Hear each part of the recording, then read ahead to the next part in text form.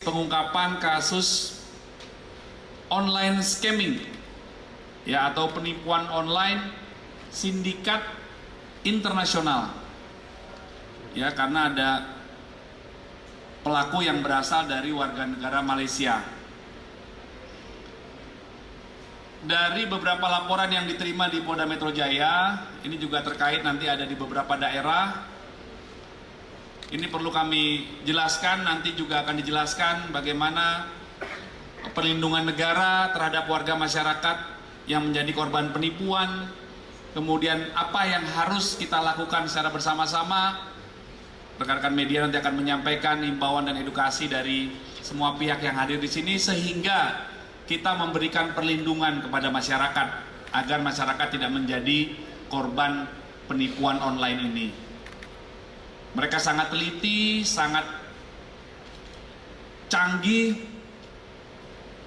menggunakan setidaknya sampai dengan saat ini Direktorat Reserse Siber Polda Metro Jaya sudah mengidentifikasi ada 15 perusahaan cangkang ya, yang dijadikan sarana untuk membujuk rayu korban, sehingga akhirnya korban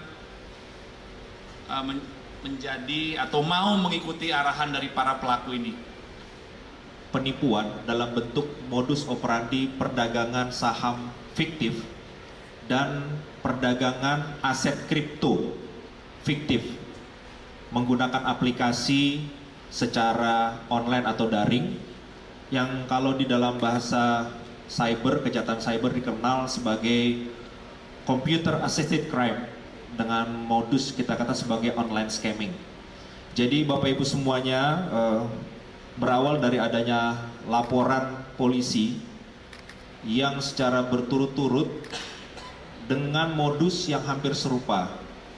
Jadi korban ini mereka ditawarkan melalui penawaran marketing di beberapa aplikasi seperti Facebook salah satunya. Kemudian diiming-imingi apabila bisa mengikuti di dalam proses perdagangan ini akan mendapatkan keuntungan yang sebenarnya keuntungannya masih relatif bisa dihitung secara wajar. Adalah sebuah cara untuk mereka menarik, yang kemudian nanti ketika korban melakukan top up atau menambah jumlah modalnya, ini akan mendapatkan keuntungan yang nilainya sampai dengan 150%. Nah, disinilah letak bagaimana para kelompok pelaku ini menggunakan sarana teknologi informasi. Mereka melakukan penyalahgunaan, ya, kalau di dalam bahasanya ada dikatakan sebagai grooming juga, supaya korban ini mau menuruti apa yang disampaikan oleh para pelaku. Ada 2 pelaku yang sudah kita amankan, jadi ini dikategorikan sebagai pelaku di layer pertama. Yang bersangkutan adalah warga negara Indonesia dan warga negara Malaysia, di mana tugas mereka adalah membuat, silakan mungkin diagramnya ya ditampilkan, membuat perusahaan cangkang. Jadi perusahaan cangkang ini sebenarnya perusahaan resmi yang terdaftar secara hukum di Direktorat Jenderal AHU, tetapi seluruh pemilik saham dan board of director-nya, direksinya itu adalah fiktif.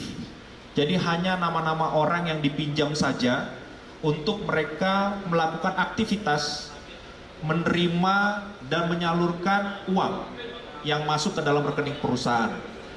Kemudian yang kedua,